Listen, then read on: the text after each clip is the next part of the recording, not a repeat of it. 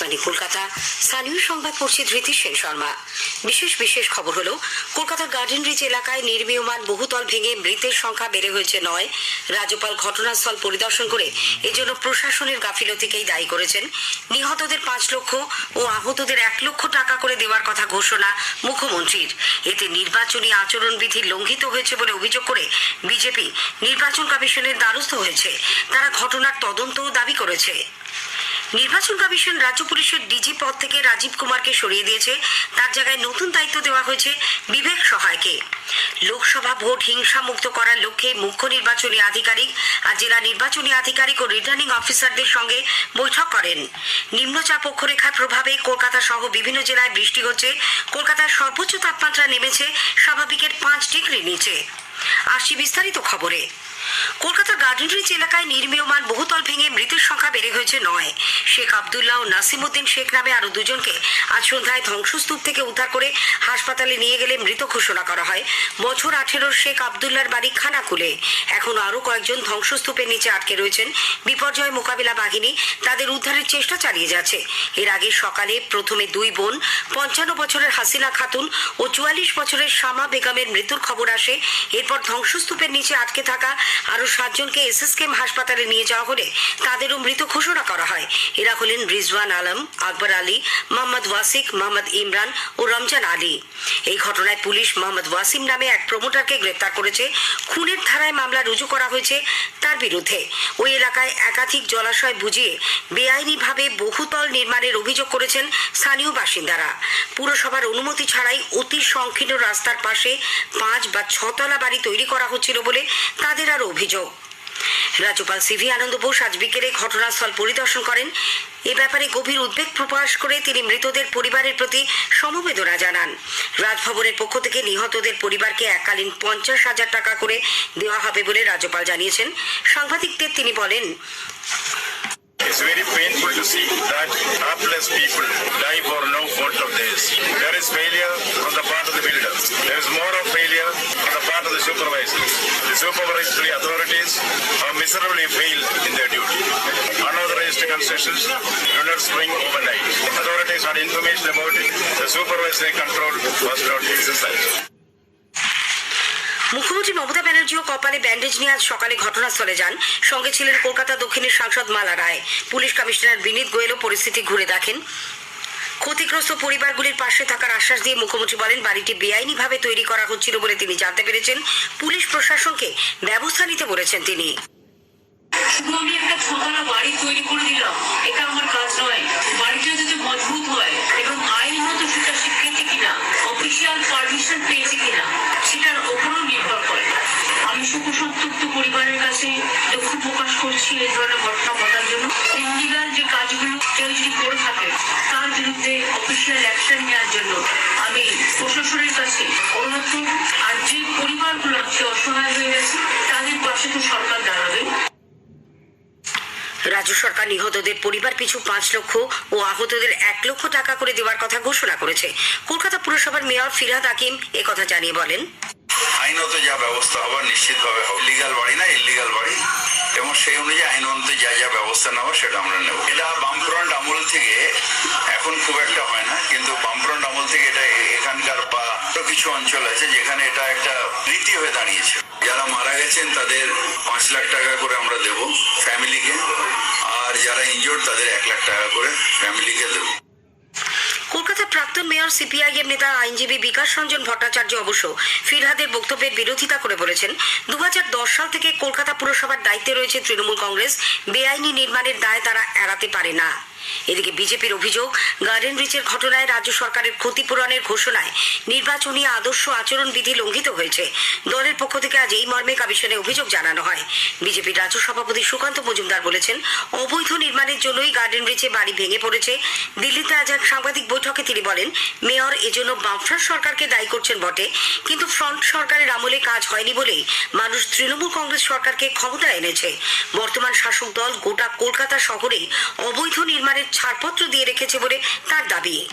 এই তো গোটা কলকাতাকে এইভাবে অবৈধ নির্মাণের টেন্ডার সেটা তৃণমূল নেতারা দিয়ে রেখেছে। তৃণমূল নেতারা কি করবে? প্রতি স্কোয়ার ফিটে তো তারা পয়সা নেয়। তো প্রতি স্কোয়ার ফিটে যদি আপনি টাকা নেন আপনার মেরুদণ্ডে জোর থাকবে এর বিরুদ্ধে প্রতিবাদ করার।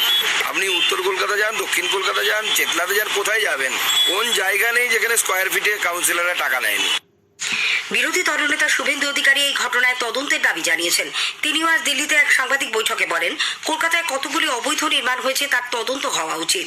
এছাড়াও প্রতিটি ওয়ার্ডে কতগুলি অনুমোদিত এবং কতগুলি অনুমোদনহীন ভবন রয়েছে তার সংখ্যা পুরসভাকে প্রকাশ করতে হবে। বাড়ি ভেঙে পড়ার ঘটনার প্রতিবাদে বিজেপি কর্মীরা আজ পুরসভার সামনে বিক্ষোভ দেখান। মেয়রের কাছে স্মারকলিপিও দেওয়া হয়। গার্ডেন রিচে যা ঘটেছে তা অত্যন্ত দুঃখজনক এবং দুর্ভাগ্যজনক বলে তৃণমূল কংগ্রেসের সর্বভারতীয় সাধারণ সম্পাদক অভিষেক ব্যানার্জি মন্তব্য করেছেন। উত্তরবঙ্গ রওনা হওয়ার আগে আজ দমদম বিমানবন্দরে তিনি সাংবাদিকদের বলেন, এই ঘটনা নিয়ে রাজনীতি হওয়া উচিত নয়। এদিকে প্রদেশ কংগ্রেস সভাপতি সাংসদ অধীর রঞ্জন চৌধুরী এই ঘটনায় রাজ্যের গাফিলতির পাশাপাশি নির্মাণের নিয়ম মানা হয়নি বলে অভিযোগ করেছেন। বহরমপুর জেলা কংগ্রেস কার্যালয়ে এক সাংবাদিক সম্মেলনে তিনি বলেন, পরিকল্পিতভাবে কলকাতা শহরকে কংক্রিটের জঙ্গল বানিয়ে হাজার হাজার কোটি টাকা লুট করা হয়েছে। পরিকল্পিতভাবে গোটা কলকাতাকে কংক্রিটের জঙ্গলে রূপান্তরিত হওয়ার মাধ্যমে হাজার হাজার কোটি টাকা লুট হয়েছে গোটা কলকাতা জুড়ে। নিয়ম কানুন কিছু মানা হয় না, শুধু পয়সা দিলে সব কাজ হয়। এটা হচ্ছে কলকাতা পুরসভা। সিপিআইএম এর রাজ্য সম্পাদক মোহাম্মদ সেলিম দাবি করেছেন, তৃণমূল সরকারের আমলে বেআইনি নির্মাণ রমরমিয়ে বেড়েছে, তারই ফল এই বিপর্যয়। তিনি আজ ঘটনাস্থলে গিয়ে রাজ্য সরকার উদ্ধার কাজে সাহায্য করছে না বলে অভিযোগ করেন। এ নিয়ে পুলিশের সঙ্গে তার বাগবিতণ্ডা বাধে। দলের নেতা সুজন চক্রবর্তীও রাজ্য সরকার ঘটনার দায় এড়াতে পারে না বলে দাবি করেছেন।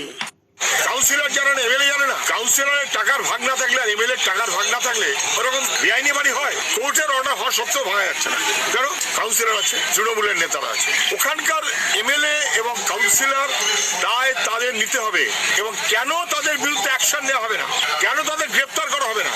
পুলিশ মন্ত্রী কি করছেন? মানুষের মৃত্যুর দায় কে নেবে?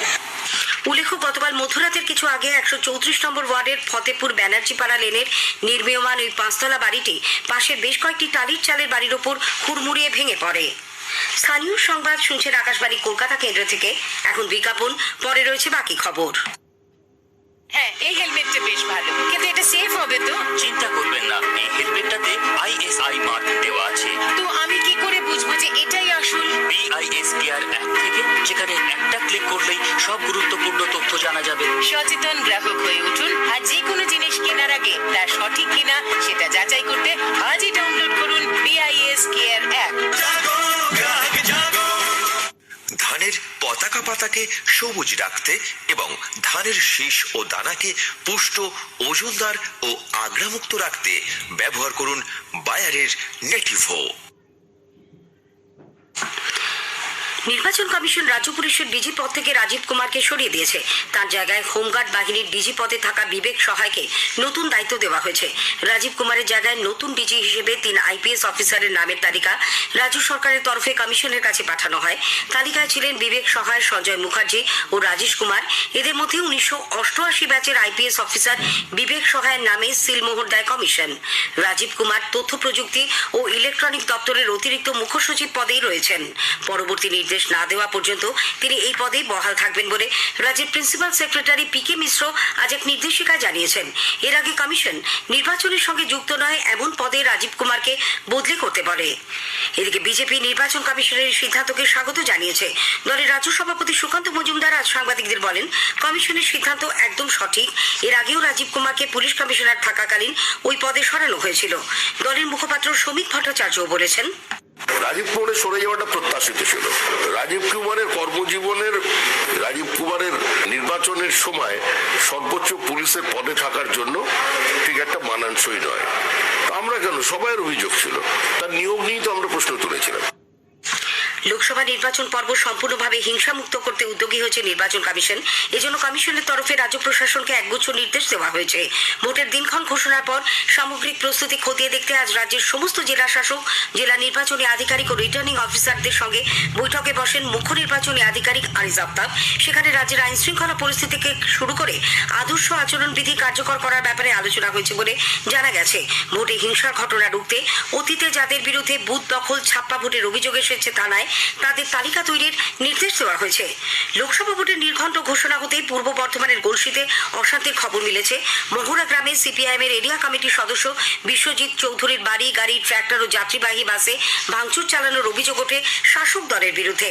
উত্তর 24 পরগনার বনগা নিউ মার্কেটে এক দলের কর্মী সম্মেলনে গিয়ে হৃদরোগে আক্রান্ত হয়ে এক তৃণমূল কংগ্রেস কর্মীর মৃত্যু হয়েছে।